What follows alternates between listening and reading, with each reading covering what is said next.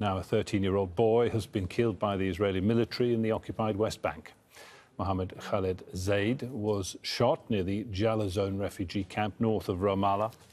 The Israeli army says he threw a Molotov cocktail at a military post. And also in the occupied West Bank, a funeral has been held for a Palestinian teenager who was shot in the head during an overnight Israeli raid.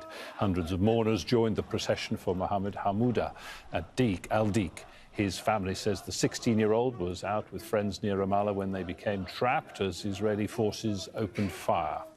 Well, let's get more on those ongoing raids in the occupied West Bank. Zein Basravi is in Ramallah for us. Zein.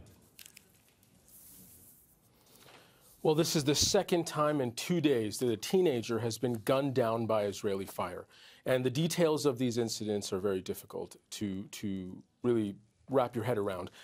In the case yesterday, in the case today, the teenagers in question were killed by gunshots to the head and torso. In the case of the 13-year-old that died last night, he was shot, accused of throwing Molotov cocktails at an Israeli security position. Palestinians say they were defending their communities against these ongoing, constant Israeli attacks. He was shot in the head and torso, and only until after he had bled out did Israelis let ambulances get to him, and it was already too late. This is, again, a common practice. The headshots, the torso shots, and the waiting until someone injured has been bled out, common practices that we see in the occupied West Bank all the time. Overnight, there were also a dozen Palestinians rounded up in Israeli military raids in Tulkarem, Jenin, Kalkilia, Nablus, Bethlehem, and Hebron, Ramallah as well. Another series of disturbing events were settler attacks that happened. Now, specific to Burqa village just outside of Ramallah, there's some very harrowing details of how these settler attacks play out. It began with 10 settlers going into the village, harassing communities there.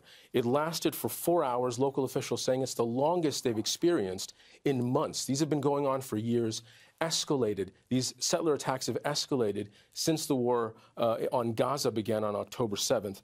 The incident yesterday in Burqa village ended up involving 100 settlers swarming the village like a mob. They set homes and cars on fire. There was property destruction of an auto workshop, and Palestinian residents of the area were also beaten up. These kinds of incidents are endless in the occupied West Bank. Illegal Israeli activity, often backed up by the military, is endless and unchecked, and largely because there isn't the political will to address these problems, and there's no real-world security apparatus on the ground here to defend Palestinians. And these communities keep telling us that they feel absolutely alone when these settler invasions and these military raids continue daily, nightly, endlessly.